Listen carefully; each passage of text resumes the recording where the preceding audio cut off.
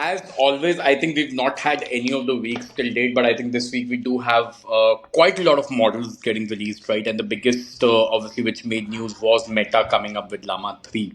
Well, obviously, Shiva, you and I have spent a lot of time on on this podcast discussing how open source is working as well as not working, right? But I think with Meta's Llama 3, that debate is, well, I'm pretty sure that it's a long debate to probably continue, but it's settled to some or to certain extent, right? Because Llama 3 is doing the rounds, both from consumability perspective as well as reaching the benchmarks and probably overcoming some of the closed source models like Claude 3 and GPT-4 as well, right?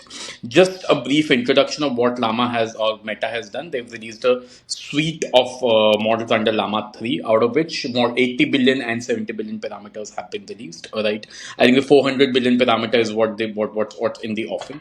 But as always, what they've done is they've again released this as an open model, all right, which means again for our viewers that they've given the source code right of this particular of the suite of models that they've actually released, right, and anyone who actually can probably get their hands on will be able to utilize this. But again, for commercial licensing and a particular, which is again I think 7 million monthly users, monthly active users, you will still have to go to Llama to seek permission and maintain license. So they've still maintained the same stance, which again is with what Meta has been saying, is that they want to give the power of these LLMs to the world, to the researchers, and that's why obviously Llama 3 is still an open source model. Just a quick evaluation, Shiva, again for our listeners. This has performed pretty well when you compare it, on the MMLU side, right, with the likes of Gemini Pro and Sonnet, which is the latest from Claude 3. It has again performed well on the human eval and the math parameters, right? I was just trying it out, and just again, one last point on the release side. They've this time one thing different that they've done, right, from the model perspective. Well, always they've released this as an open, or probably Llama's earlier versions have been released as an open source model for you to consume, but this time Meta actually gave a chat agent as well integrated with Llama 3 for you to try it out, right? So Meta has released Meta AI chatbot, which is integrated with Llama 3, and it is integrated with all the channels across, right? So you can actually leverage it on any of the Meta's platforms, including Meta itself, Instagram, WhatsApp, right? It's not available in India yet, so I have to use a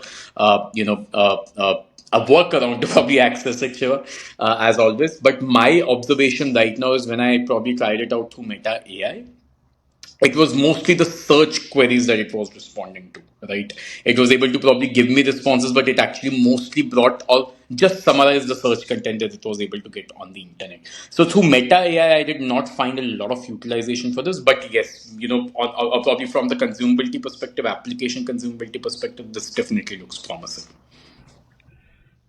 I mean, in one, if I have to probably just summarize, right? So Llama 3 is the best open source model available in the market today. It surpassed Mistral 8 into 7B, which was the previous best model that Mistral launched, even 8 into 22B.